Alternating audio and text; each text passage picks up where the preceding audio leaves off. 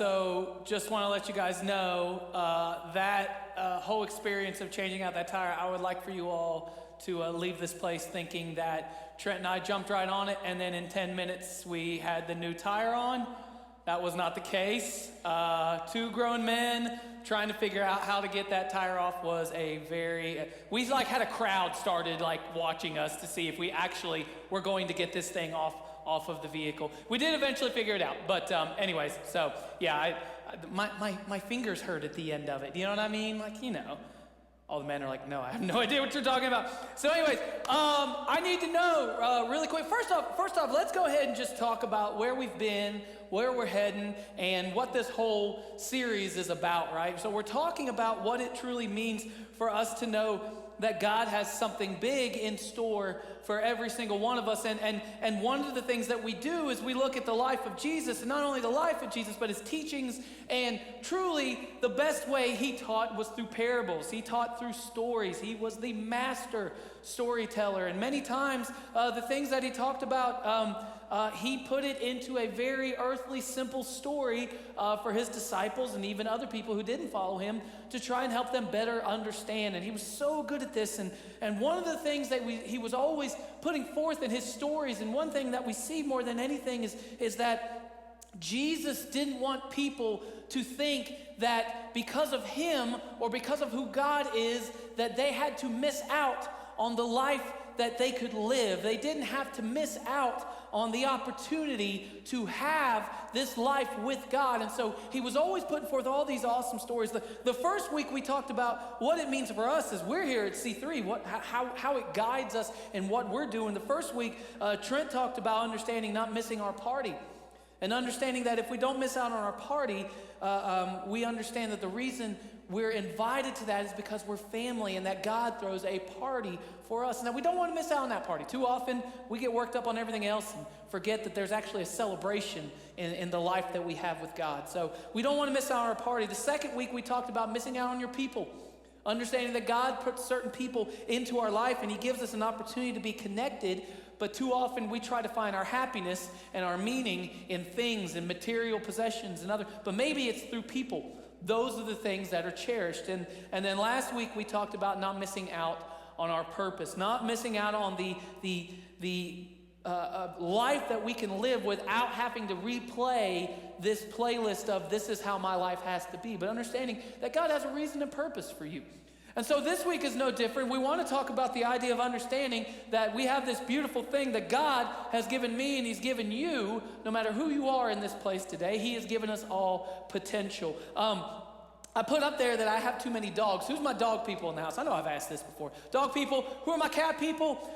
Okay, who are no hair people? I don't want hair in my house. Anybody? Right. 99% of you that don't like animals is because you don't want hair in your house. Some of you just don't like animals. But most of you are like, yeah, I ain't dealing with the hair. I get it, all right? Let me tell you why I get it, all right? So we have 3 dogs. 3 too many. And we got a little Frenchie a few years back during the pandemic. Actually, we drove we had all the time in the world, right? Everyone did. So we drove all the way across Ohio to go pick this dog up. Brought her home. She is an angel. She is my dog. She will always be my dog. All right, love her. Then we got this other. Her name's Pepper. We got this other one. His name's Petey. I don't know who that dog belongs to, but I do not claim him. There's something wrong with him, man. I'm telling you. But he frustrates me to no end. I'm telling you, he kills me. But anyway, so we got our 2 Frenchies. We're living the Frenchie life. You know what I'm saying? Well, one day, this random dog starts showing up in our backyard. Just a big old hairy, nasty dog, right? All the time, just showing up. And it would just bark at you at a distance. And it was like, that dog's annoying, whatever. Well, then the next day it shows back up. And then it got to the point where every single day, no matter what we were doing, there was this dog in our backyard. We weren't feeding it, or at least I don't think anyone was feeding it. We weren't trying to encourage. We were literally get out of here, go, leave. It was rough, right? We were trying to get rid of it. Well, then the funny part is that with all this goading of just get out of here and don't be a part of it, the dog just kept coming closer. Literally to the point where every single morning when I would get up for work or whatever, you look on we have our bedroom and it goes right off into our hallway. Then there's a back door to our back deck. And the dog sits on the back deck. every day. And the best part was, it was like our own personal rooster. It would just like 6:30 in the morning, and you're like, shh, that dog is on our back deck, isn't it, right? So it was that dog forever. Well, let me give you an idea of what this dog looks like really quick, okay? This dog right here, she was hairy, stinky, dirty, nasty, hair matted. She was in rough shape. Like, I'm telling you right now, if this, like, it would be lying down like that, like head down, and I'm thinking, this dog died. Because that's how bad it smelled. I'm like, this is a dead dog. How do I figure out how to shovel off this dead dog off of our back deck? It was nasty dirty, right? So then, wouldn't you know it, after a couple weeks, then my wife started feeling a little sympathy for it, right? That poor dog. I'm like, yeah, stinks to be that dog, literally, right?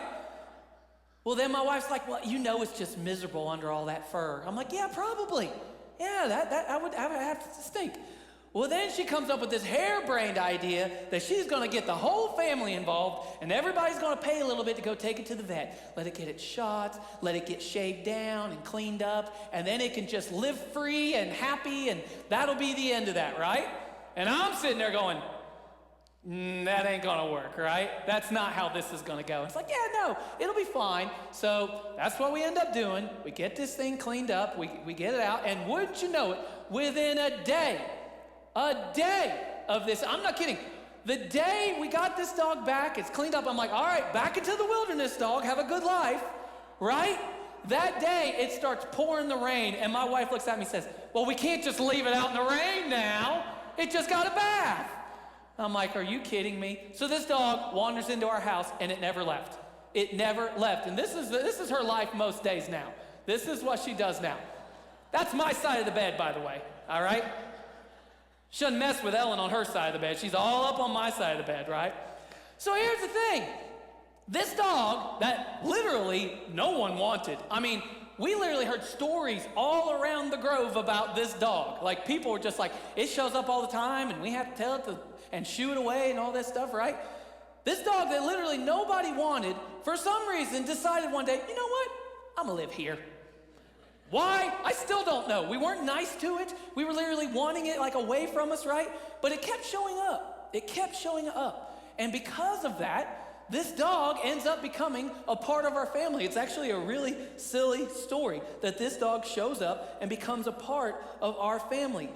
But the reason why this, guys, the reason why we see this is because this dog, in some crazy happenstance, was like decided to be a part of our life. I know all you dog people out there going, you didn't choose it, it chose you, right?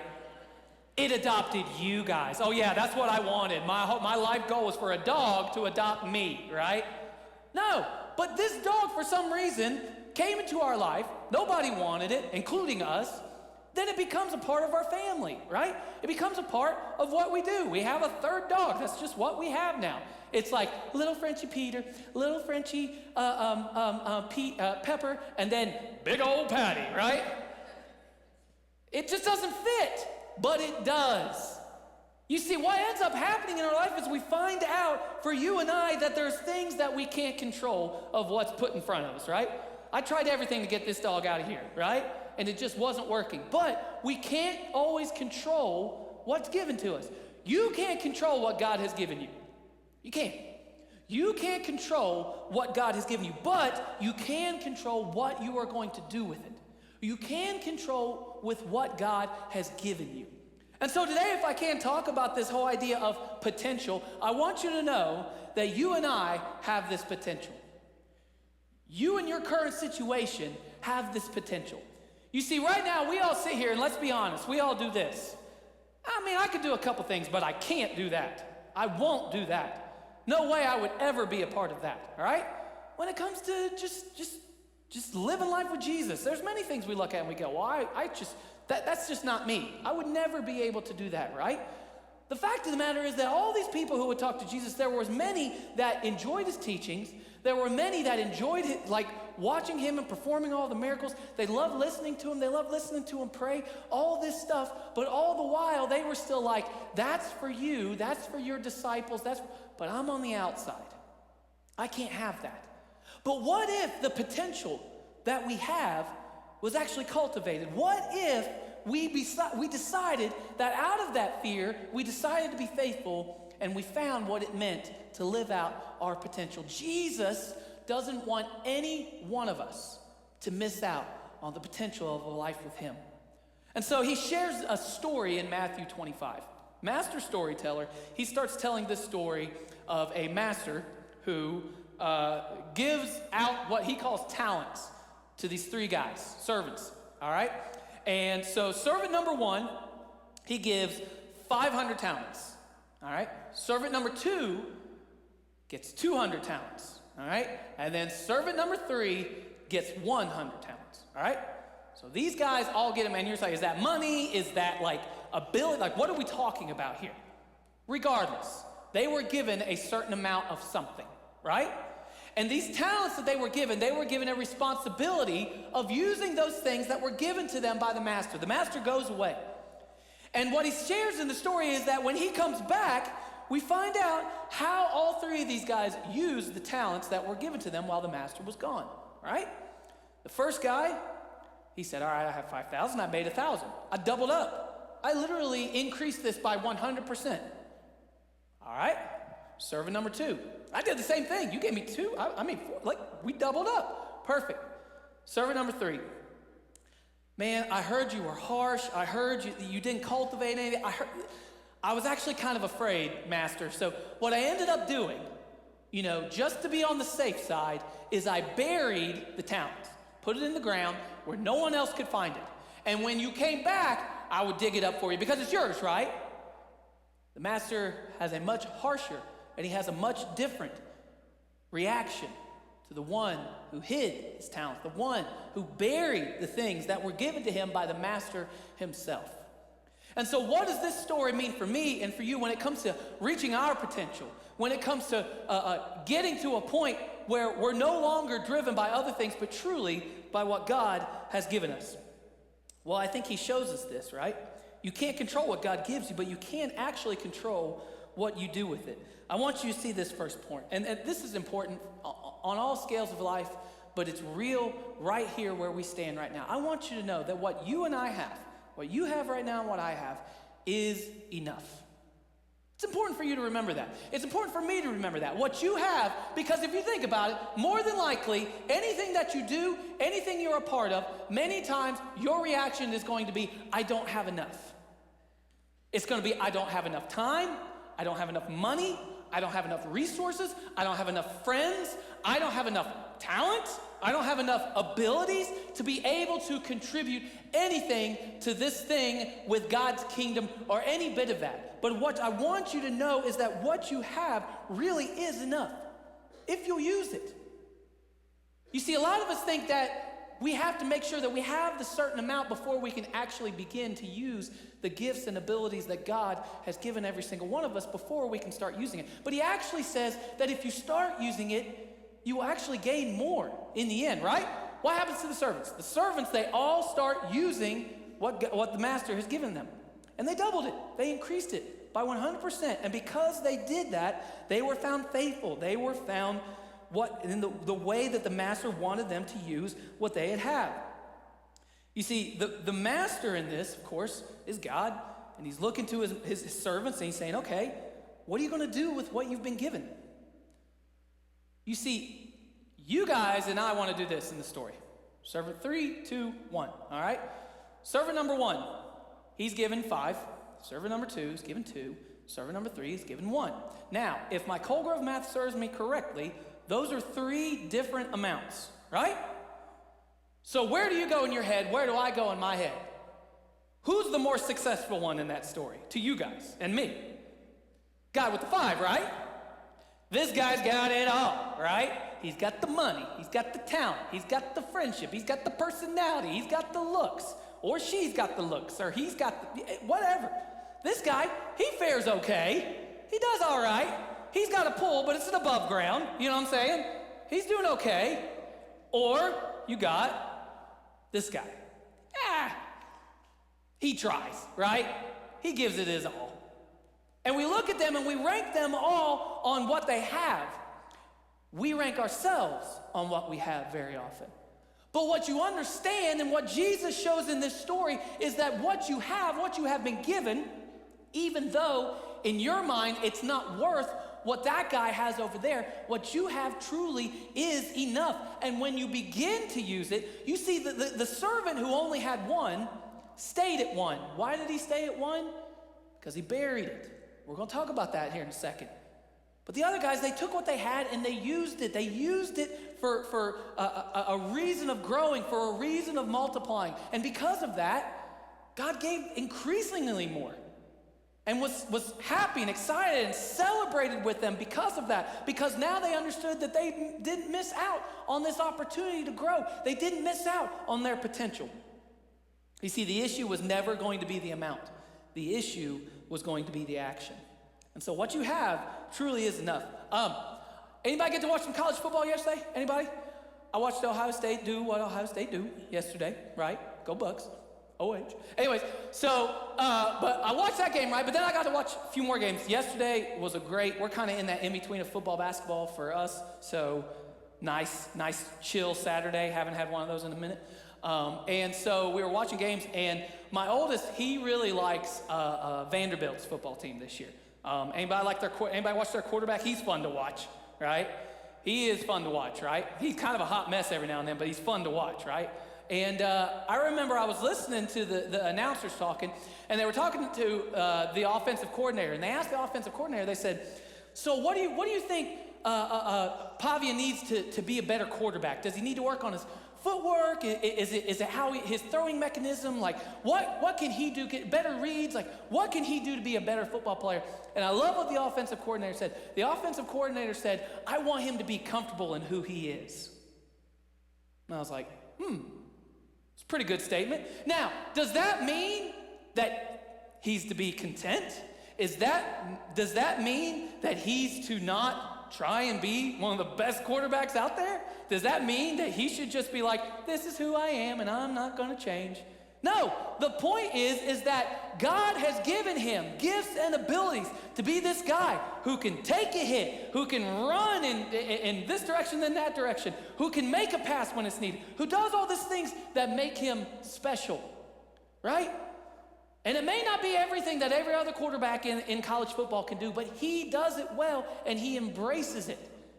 He says, sure, I want him to be better. Sure, I want him to have all this success. But more than anything, I want him to be comfortable in being who he is. Guys, understand this. You and I may not always have the things that we want. We think that if we get those things, maybe we would be in a better situation. And maybe then I'll start helping.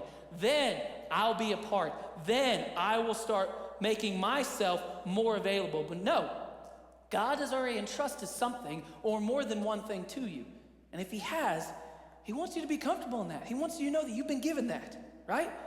So we can't let that kill our potential in our life. So what ends up happening, these guys who are using that, it gets built up. And then you have the third guy, of course. He doesn't. But what's the reason behind the reaction? What's the reason behind the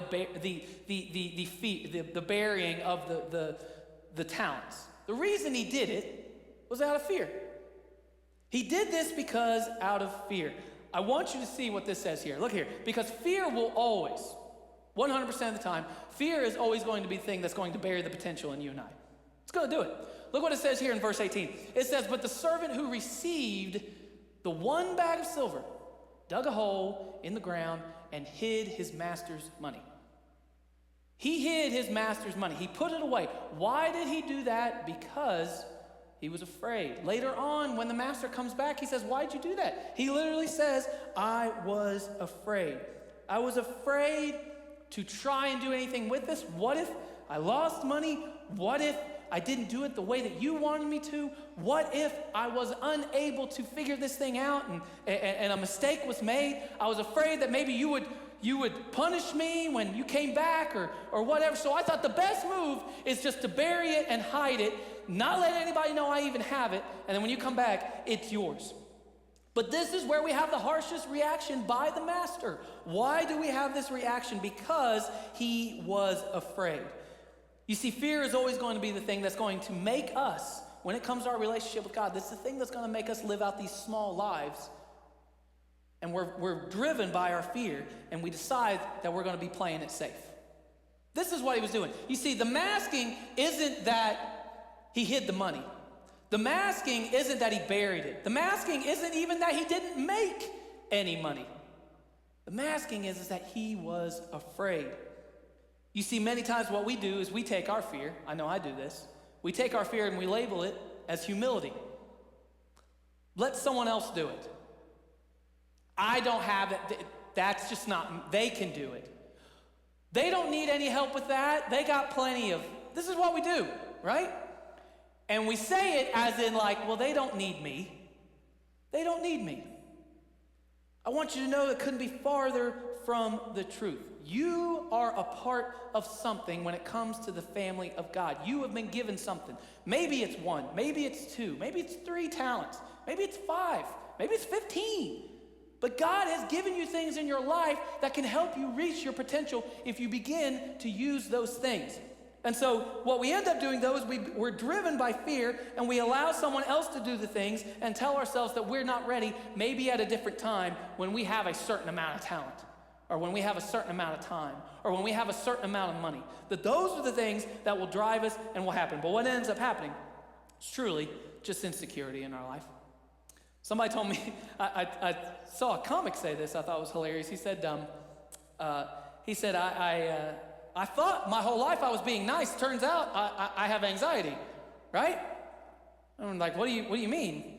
He said, well, I just felt like all the time when I was like, oh no, you can go, you got it, you do this, right?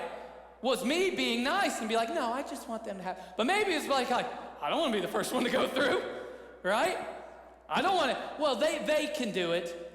Well, is that because you're being nice or because you don't want to do it and you're afraid you're going to screw up, right? Too many times we mask it as we're being humble, that we're being selfless. But many times it's actually a selfish move for us because we're being driven by our insecurities. We're being driven by our anxiety. I know I have. I know there's been plenty of times where I thought what I was doing some humble thing when in actuality I was telling myself, nobody wants my help. Nobody wants me to be a part of this. I'm going to find myself on the outside. And we use this as an excuse. We use this as a way of just burying down those things. You see, God is not mad at you for burying your potential. God hates that you're missing out on the opportunity because of your fear and your insecurities and your anxiety.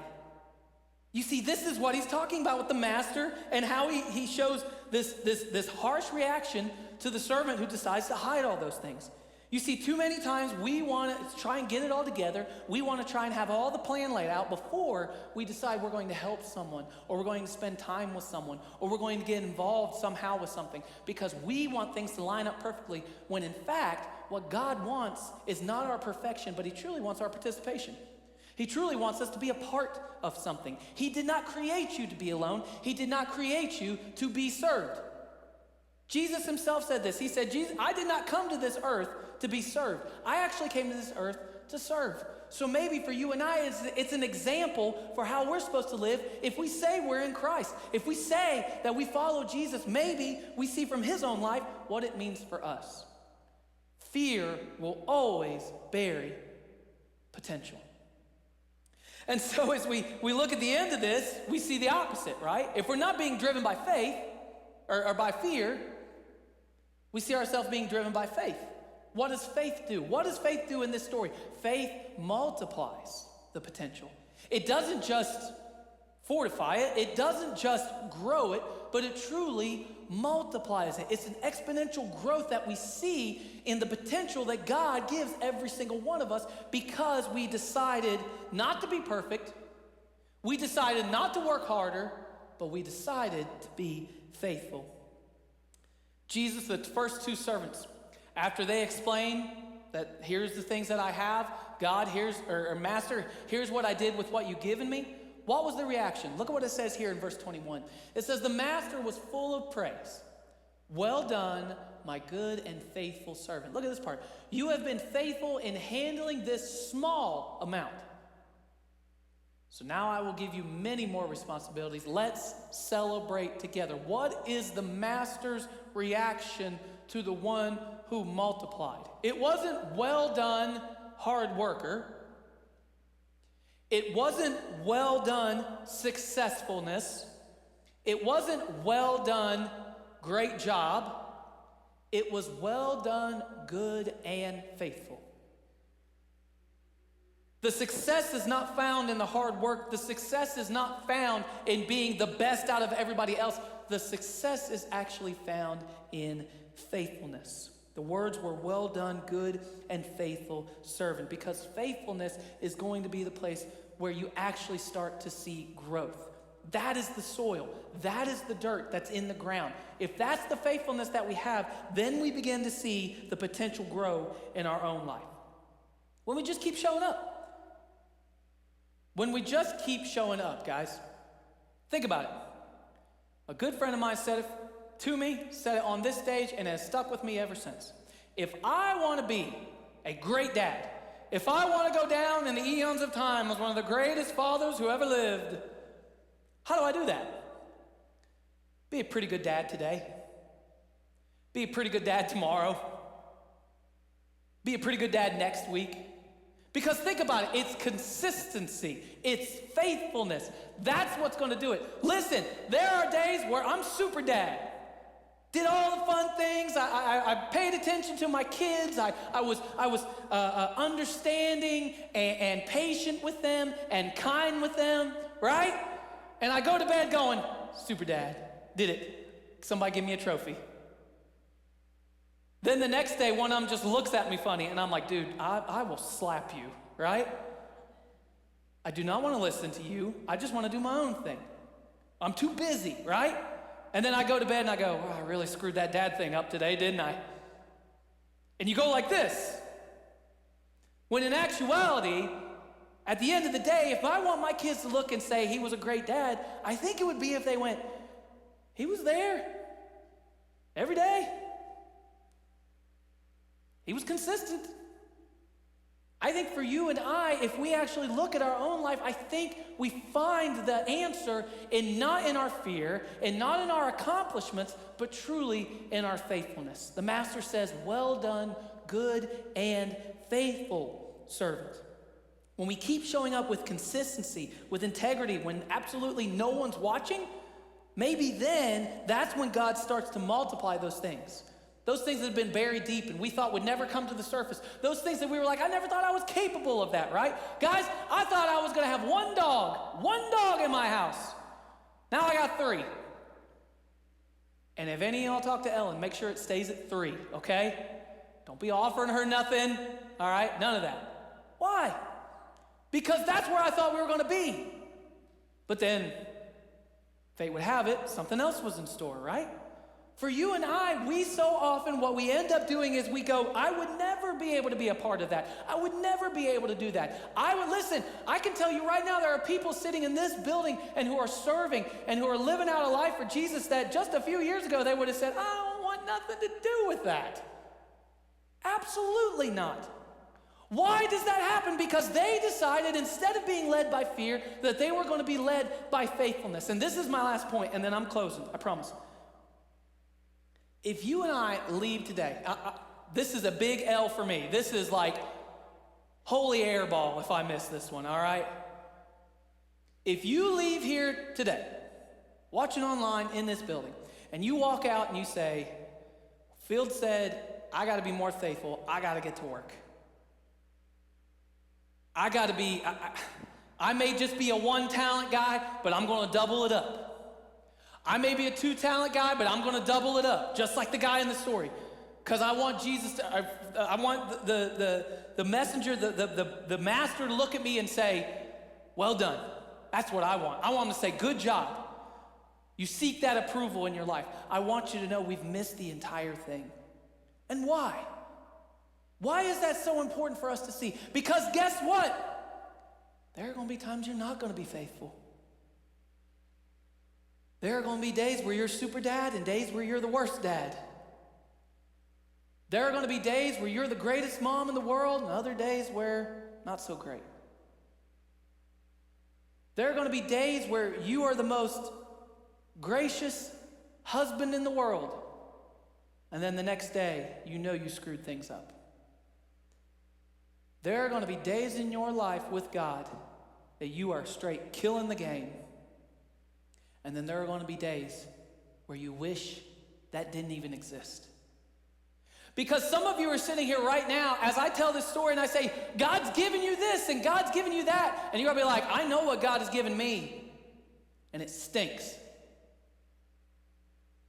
I know, I see the hand that has been dealt to me. And it's crap. I don't want any part of that. You see, when he tells us that we all have been given something, let's be honest, that starting line is in a different place for many of us, is it not?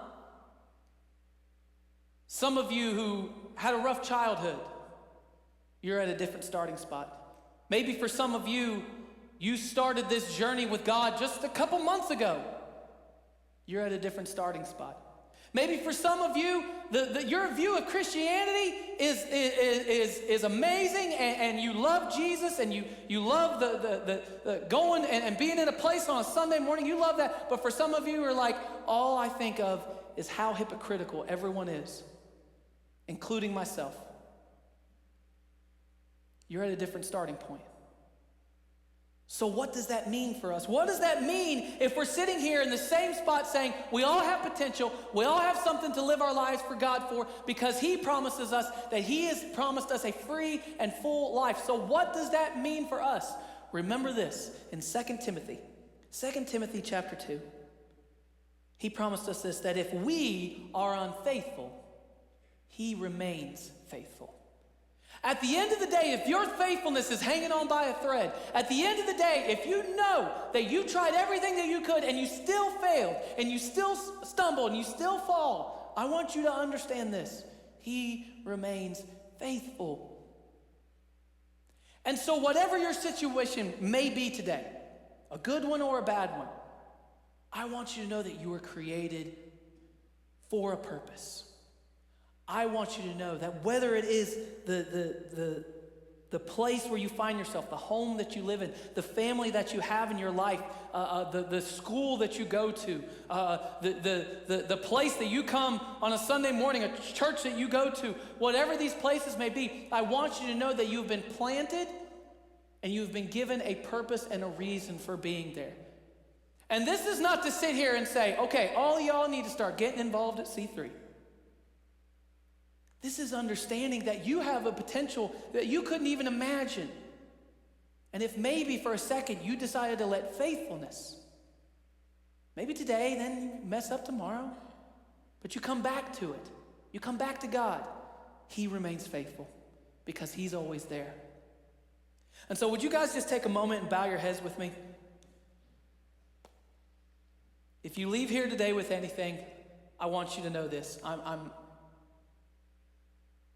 pleading with you to remember this. God calls us all, in this story that Jesus tells, to know that we're not to miss out on the potential. Will you survive? Yeah. Will you be okay? Yeah. But you have so much potential. You, not the people around you, not just your family, you. God has given you a reason and a purpose for living. He has given you an amazing potential to do some amazing things for him. And he's given you those. And guess what? He looks at you and he says, well done, good and faithful. You've been faithful in all these little things. I'm ready to give it all to you. Let's celebrate together. Don't miss out on your potential. God, I pray that we would realize that you've given us all something. Whether we realize it or not, or whether we like it or not, or whether we have a hard time processing it all, God, you've given us this reason for living today. I pray that we would not miss out. I pray that we would embrace the potential that you have given us. And as we leave this place and we continue thinking through all these things, I pray that you would help us know that even when we still miss it, even when we still mess up, God, you're right there and remain faithful with us. We love you today. We ask all these things in Jesus' name. Amen. Guys, thank you again for being here. We hope you have an awesome week. We will see you back next Sunday.